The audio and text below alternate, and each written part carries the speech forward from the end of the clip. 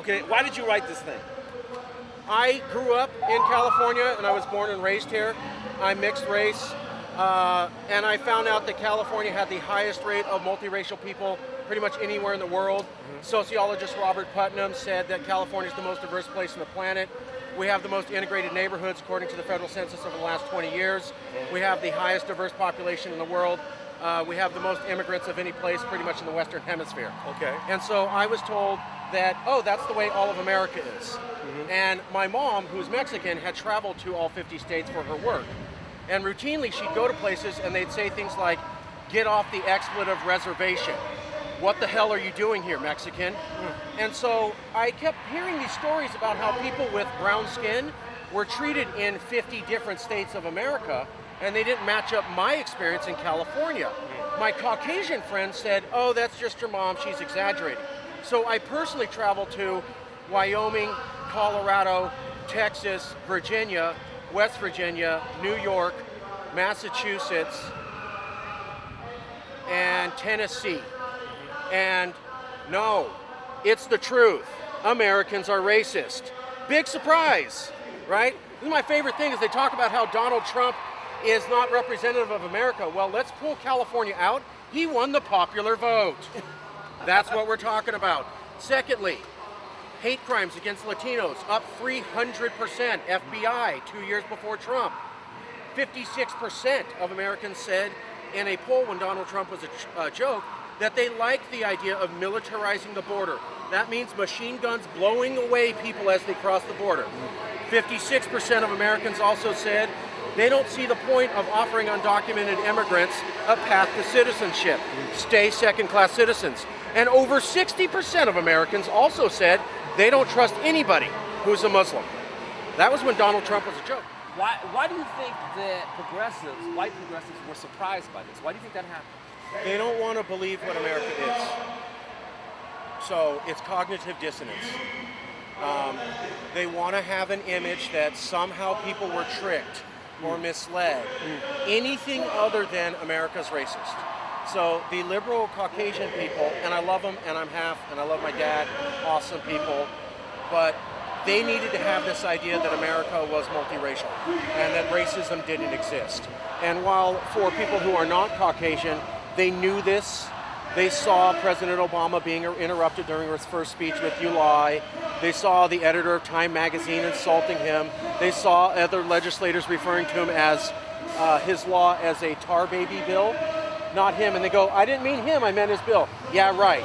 They saw the NASCAR race where Michelle Obama was yelled at and booed so loud it went over the sound of the automobiles. They see these things. They know it's real.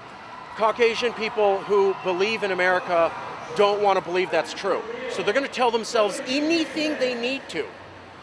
Russia was behind the whole thing. The Electoral College is a bunch of jokes.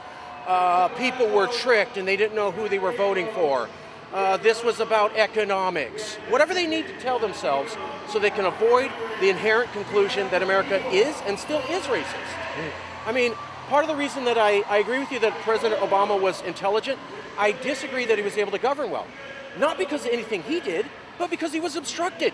Because the Congress was racist. They weren't even going to talk to him. They weren't going to pass any bills. America basically got nothing done.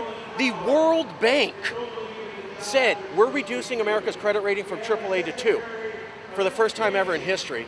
And they said it's because both the Democrats and the Republicans can't make a deal. Yeah, wasn't that some bullshit to see this false equivalency the whole time? I always say, when I go on the radio, I always say that he came in as a strong man, but a weak president.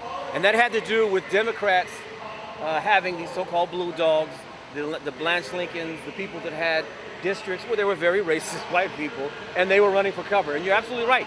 I said he had to find a way to govern. I didn't say he necessarily governed, but he did some incredible things with their instructions. Oh, totally. He did the best that could be done in this system. That's right. And that's why we're not arguing against the president, we're arguing against the system. Okay, so now, you write this pamphlet, right? You write the Federalist Papers. You write the New Age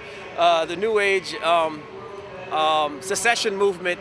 Well, we call it soft secession because it's called Calexit, Your Guide to Independence, available at yescalifornia.org, free. America and California have different values.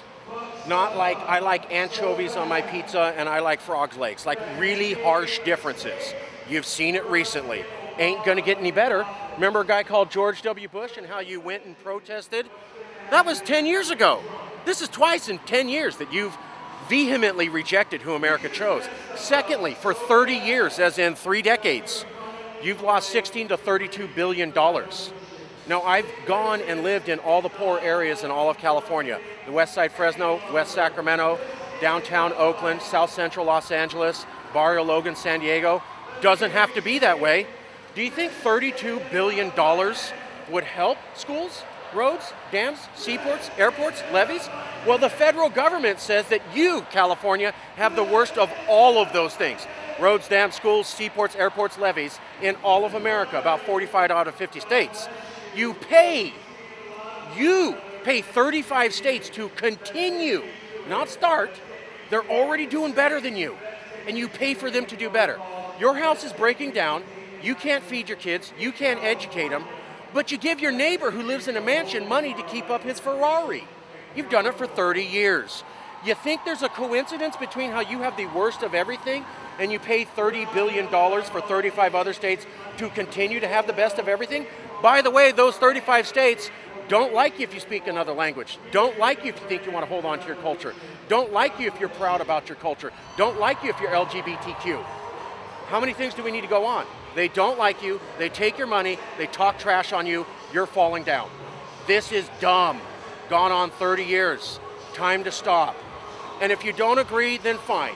Walk out on the streets, go to yescalifornia.org and say, I love being financially abused. I love being ridiculed. I love people who hate my culture and take my money and allow me to fall down and have done so for 30 years. I think that's beautiful and awesome. And guess what? Our movement goes away tomorrow. But we're gonna need you to say that first, please.